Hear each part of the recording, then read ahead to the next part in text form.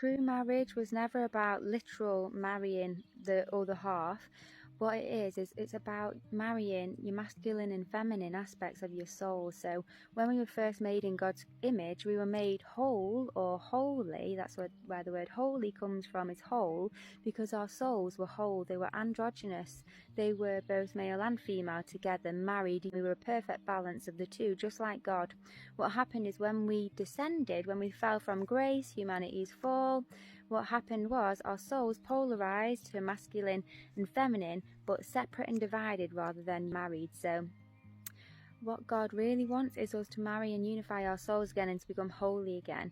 When our souls are divided and polarized, that's what sin is. The word sin actually comes from the word sine, which is the sine wave.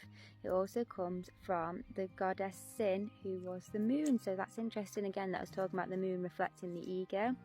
When you are in your ego and in sin, living in sin, your ego is energy go, which is emotion, energy in motion. So when you are in your emotions, that's when you are sinning.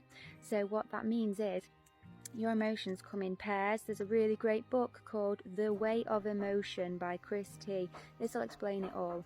But basically your emotions come in pairs, and your emotions like happiness and sadness, they're a pair. They're two halves of the same whole. So they're both the same thing, but one's expressed in a negative way, one's expressed and experienced in a positive way. When you experience these things, one is one end of the scale, one's the other, but what you want to be is married and balanced in the center.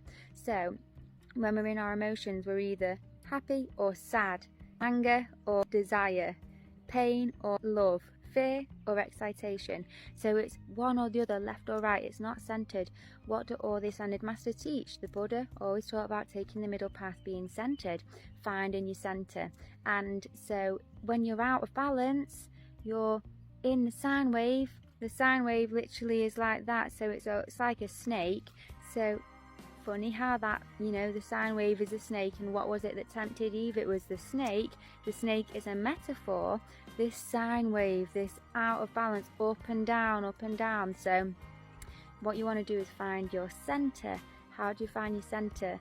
One of the most powerful ways is fasting and getting into ketosis. Ketosis aligns your chakras. How do you get into ketosis? Fast for 2.5 to 3 days. Or another book called Matrix Magic shows you how to get into ketosis in under 5 minutes. Trigger ketosis, it aligns your chakras, it gives you a chemical reset of your brain, it turns off addiction, it has loads and loads of healing modalities, and turns off your hunger mechanism. Fasting is a really powerful tool, but it's ketosis in particular, because that's a system and a mechanism that God gave us within ourselves in order to heal most illnesses. Follow me for more.